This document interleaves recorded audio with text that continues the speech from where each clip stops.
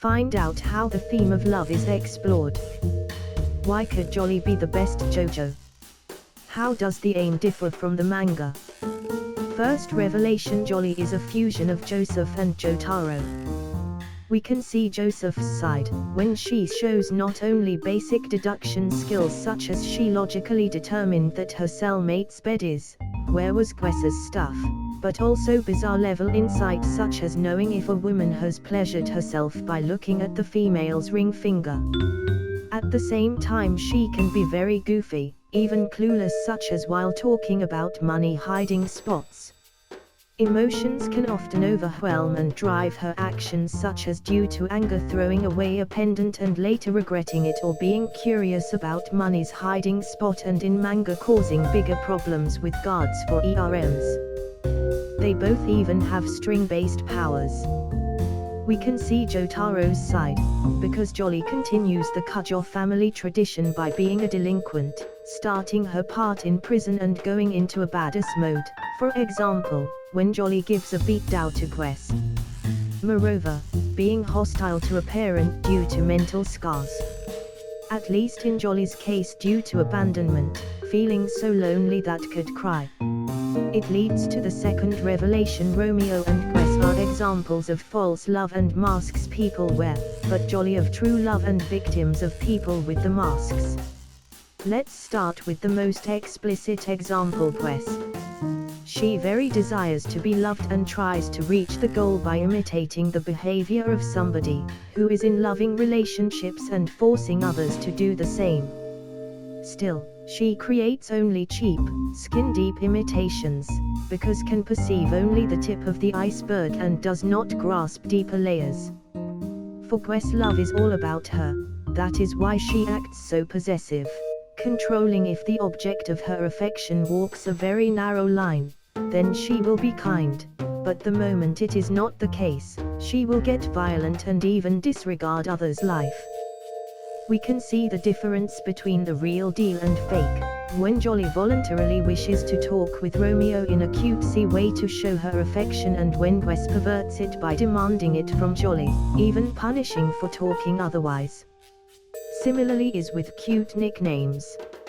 Also Guess has very rapid mood swings, making her two-facedness much more external. We see how she can wear a mask of obedience, in order to backstab the moment a person lets their guard down even a little bit, such as apologizing and giving Joly her pendant, but throwing away the photo and making Joly miss breakfast.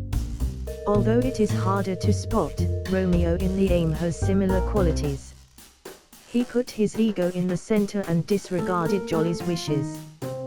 For example, Joly even emphasized why being called JoJo means so much. That is a special nickname given by her mother, a person she very loves. But still Romeo had a dismissive attitude towards showing affection to her, because valued the opinion of his friends over Joly's. Romeo's egoism also reflects in his recklessness.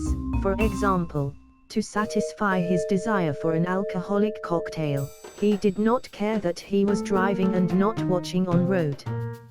The accident again shows the difference between the real deal and fake. Joly wished to do the right thing by calling an ambulance, putting the other person's life first, but Romeo wished to hide the body, only thinking about his reputation. It is the same reason why Joly covered up Romeo.